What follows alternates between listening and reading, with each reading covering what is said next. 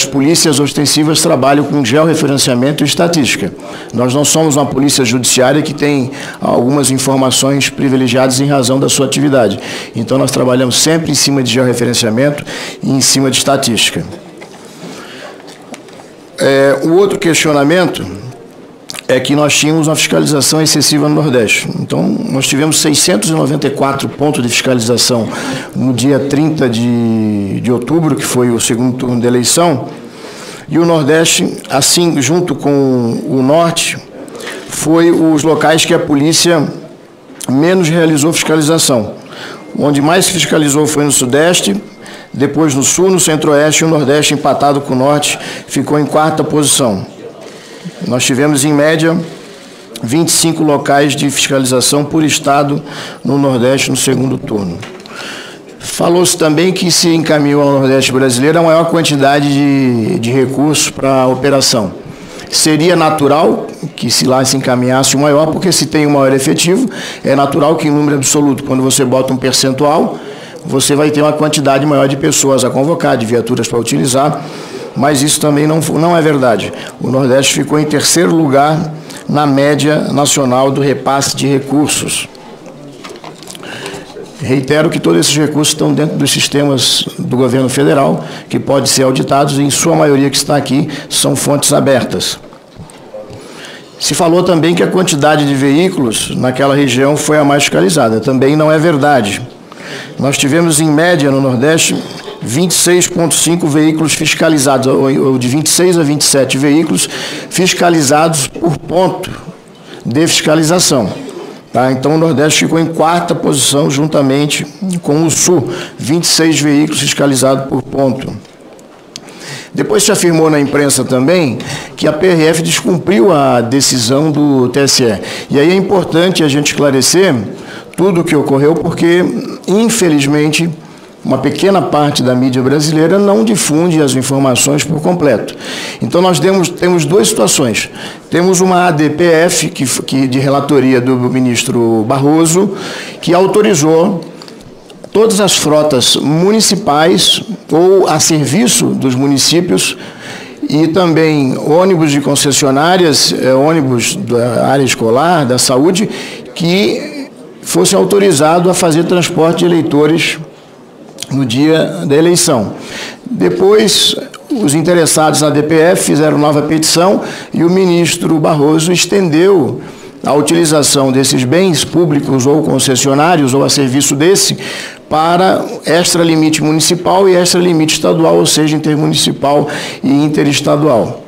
Na véspera da eleição, por volta de 23 horas do dia 29 de outubro, o ministro Alexandre de Moraes, na condição de presidente do Tribunal Superior Eleitoral, nos encaminhou uma recomendação, vejam, às 23 horas do dia 29 de outubro, para que a gente efetivamente desse um cumprimento, né, daquela decisão anterior, agora com uma abrangência um pouco maior.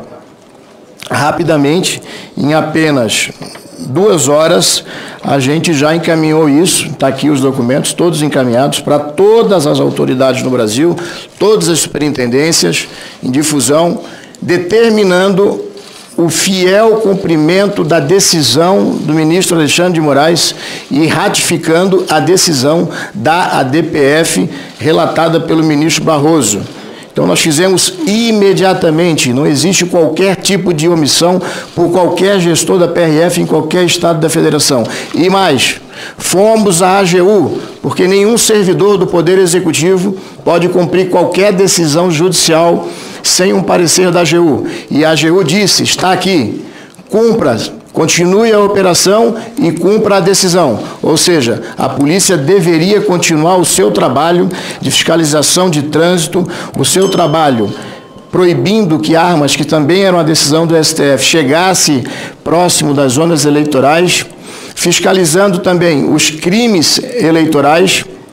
E foi isso que a instituição fez naquele domingo. Então, não existe até o presente qualquer registro, uma investigação da Polícia Rodoviária Federal, inclusive também sendo investigado pelo MPF e pela Polícia Federal, o registro de qualquer cidadão brasileiro, apenas um, que deixou de votar no dia 30 pelo um trabalho de fiscalização da Polícia Rodoviária Federal. Não existe nos registros que são auditáveis da Polícia Rodoviária Federal. E vale citar aqui que nenhum policial rodoviário federal pode fazer uma abordagem sem registrar. Vocês podem observar quando passarem por uma viatura, por um policial, algum deles estará com o celular na mão. Ele está registrando aquela abordagem. Então, tudo está devidamente registrado. Nenhum ônibus foi recolhido. Há de se destacar também, e o ministro Barroso destaca isso na sua decisão, que os ônibus eram para eleitores. Não poderia haver qualquer tipo de diferenciação do candidato A ou do candidato B. O parecer da AGU também vai nesse encaminhamento. Então, os nossos policiais estavam lá para garantir a segurança. E mais, neste dia, não foi registrado no Brasil nenhum acidente com vítimas graves, com ônibus ou vans, em razão desse trabalho que a gente fez e conseguiu garantir o deslocamento dos cidadãos aos pontos de votação. E mais, o segundo turno da eleição, pela primeira vez na história, foi o turno que a gente teve o menor número de abstenção. Aos tribunais regionais eleitorais, que trabalhamos em conjunto, no transporte e na segurança das urnas, a Justiça Eleitoral e o Ministério Público Eleitoral, em centenas de casos no Brasil, que fizemos a segurança de juízes e promotores eleitorais ameaçados. Não existe nos TRE do Brasil nenhuma investigação que fica demonstrado que a Polícia Rodoviária Federal descumpriu qualquer procedimento em relacionado às decisões e qualquer outra norma dos colegiados dos tribunais, do Tribunal Regional Eleitoral, TSE e dos TREs. Inclusive, a Polícia Rodoviária Federal foi homenageada por mais de 10 tribunais regionais eleitorais após as eleições.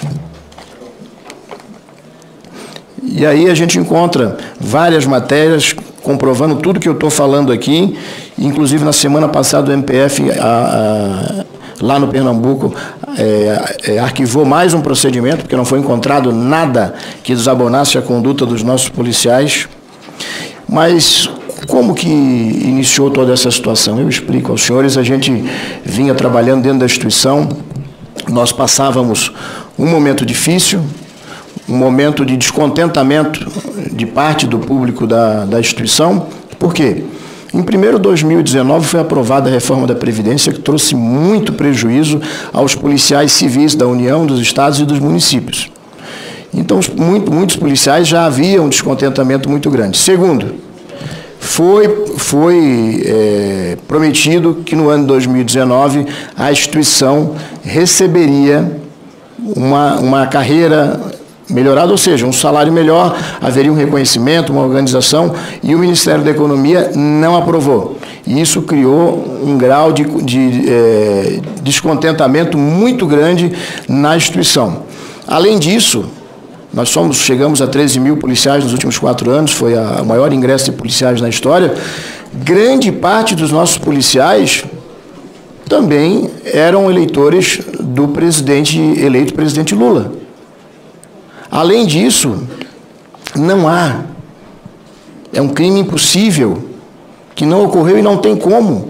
Como que nós falaríamos com 13 mil policiais no Brasil, explicando qual era a forma criminosa de operar, sem ter uma conversa por WhatsApp, Telegram, sem ter uma reunião com esses policiais em qualquer delegacia do Brasil, sem ter um e-mail enviado? Será se nenhum desses policiais, que é um número grande de policiais na Polícia Rodoviária Federal, que são de ideologia progressista, de esquerda, será se esse grande efetivo que vão ter que trabalhar mais 7, 8 anos em razão da reforma da Previdência, nenhum participou, ouviu no corredor alguma coisa? Não tem como fazer uma situação dessa, envolver 13 mil policiais, lá em Chapuri, no Acre, em Tartarugazinho, lá no Amapá, lá em Uruguaiana, no Rio Grande do Sul, sem ter uma simples conversa de corredor.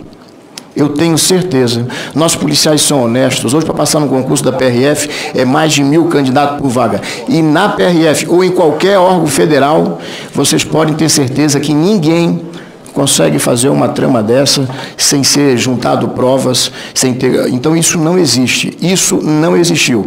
Mas é fantasiosa. Mas como que isso ocorreu? Está aqui.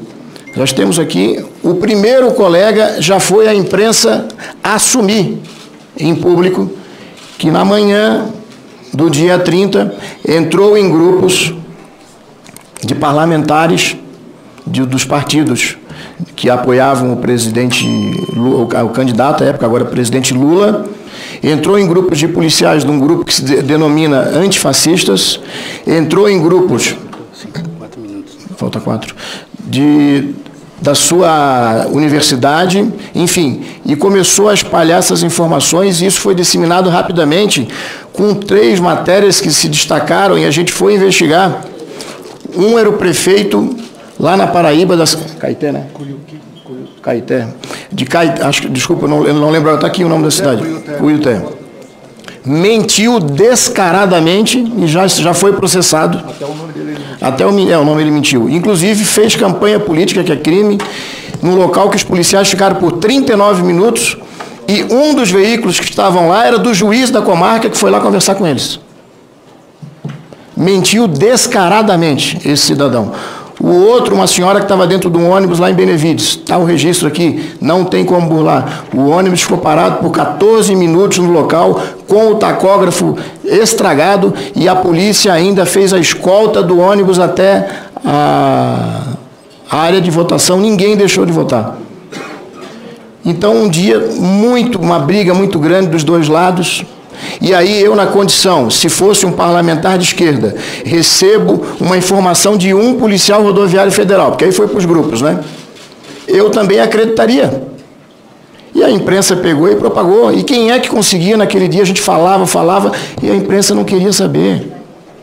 O momento estava muito quente, era um problema político, não era um problema de segurança pública. O que fizeram com a instituição, esses policiais, que é um grupo muito pequeno, são covardes.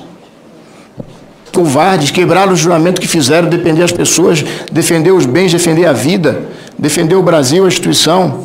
Se teve alguém que atuou nessa eleição para que tudo ocorresse bem, foi a Polícia Rodoviária Federal. Tudo que eu estou falando para vocês aqui eu tenho prova. Eu não vou colocar uma palavra a mais. Tudo aqui a gente tem prova para demonstrar para vocês. Por isso que eu digo que hoje é um dia especial. Há muito tempo estava com vontade de falar, mas vai falar como? A gente respondia os e-mails para a imprensa, não se publicava nada. Pelo contrário, queria humilhar as pessoas, chamar uma instituição dessa aqui honrada. E vou falar mais. Falta quantos minutos? Em 184 pontos que a PRF fiscalizou lá no Nordeste, adivinhe, o menor índice de abstenção da história do Nordeste foi onde a PRF estava. Que coincidência. Enquanto que o Nordeste teve no segundo turno um nível de abstenção de menos 0,26, menos 0,32 nos 1.610 municípios, onde a PRF fiscalizou, o índice de abstenção foi menor, 0,13. São dados do TSE. Mas aí mas a PRF trabalhou para prejudicar Presidente, 1 minuto eu consigo terminar. A PRF atuou em locais específicos para prejudicar o candidato atual presidente Luiz Inácio Lula da Silva. A PRF operou em 618 pontos no Brasil. Em 310, segundo dados agora de abril do TSE, venceu o presidente Lula. Em 318, venceu o presidente Bolsonaro. Então, a PRF atuou mais nos locais onde o presidente Bolsonaro venceu 318 do que nos locais que o presidente Lula ganhou com 310. A PRF trabalhou para prender ônibus, principalmente no Nordeste. Não, isso não é verdade. De todos os veículos fiscalizados no Nordeste, apenas 3% foram os ônibus. Dos 1.754 municípios do Nordeste, a PRF recolheu no dia 5 ônibus. Um motorista sem carteira, tem como deixar embora uma situação dessa? Um ônibus sem para-choque, imagine um ônibus com ele na traseira de um caminhão sem o para-choque. O que ia acontecer? Um com o vidro quebrado, e um ônibus que estava sem retrovisor. Não há a mínima condição de um policial liberar um veículo desse para... Inclusive, um dele estava vazio, nem estava levando eleitor. Era da empresa que limpava a rodovia lá. Não tinha condição. E o que fez os policiais? Deram as condições para o transbordo e todas as pessoas foram votar. Já falei que, infelizmente, nas 4 eleições, mais de 50% de crimes eleitorais são no Nordeste, mais de 10 milhões no Brasil recolhido, acho que é um dado importante saber de quem era esse dinheiro, mais de 10 milhões a PRF apreendeu. Depois, o finalzinho aqui já, presidente. A PRF foi omissa no dia 31/10 e seguinte, antes do ministro Alexandre de Moraes, na segunda-feira, tomar a decisão, que foi extremamente importante para a PRF, porque fez os outros órgãos federais, estaduais, municipais se mexerem. Porque nas prefeituras, 30 segundos, presidente, se eu permitir, é muito importante essa informação. Pois não, não fale de 30 segundos. Os prefeitos guardaram as máquinas e os caminhões, o pessoal tocava fogo na rodovia, para não ajudar a gente. Nos estados, todo mundo tirou o time. E o ministro Alexandre de Moraes foi muito importante nas suas decisões, porque ele vinha, nos trazia, nós tínhamos contato direto, inclusive no domingo, eu pedi audiência para ir lá falar com ele, para explicar o que estava acontecendo. Mentira o que a imprensa falou aí. Eu que fui lá. E o ministro foi solidário com a instituição. Façam o que é correto. E às 17 horas ele deu a entrevista e explicou o que tinha acontecido. Então, antes da decisão dele de segunda, já é dia 1º de novembro, nós já tínhamos aplicado 900 multas no pessoal que estava trancando a rodovia. Mais de 20 milhões, um total de 10 mil multas aplicadas. Todas as lideranças foram identificadas antes da decisão, com 24 horas. De 50 pessoas, 5 pessoas foram presas. 150 locais foram interditados, desinterditados em 24 horas, num total de 1.300. A greve de 2018, quando o presidente Temer fez uma GLO, foram 270 pontos, nós chegamos a 1.300. Isso não existe na história mundial. Isso aqui é científico, está aqui, ó, um registro com 1.300 pontos. Nessas 24 horas solicitamos interdito probitório para a AGU tomar as providências da Justiça Federal. E convocamos, fechamos a Superintendência, a Academia Nacional, as nossas delegacias e colocamos todos os policiais nas estradas e conseguimos vencer aquela grande luta, muitas vezes sozinhos. Muitas vezes sozinhos. Eu poderia ficar aqui 3 horas falando, porque a gente tem muito nada para falar. Obrigado, presidente, obrigado, relator, aos demais membros da mesa, senhores senadores e deputados federais. Vossa Excelência voltará a falar a partir da inquirição dos senhores parlamentares.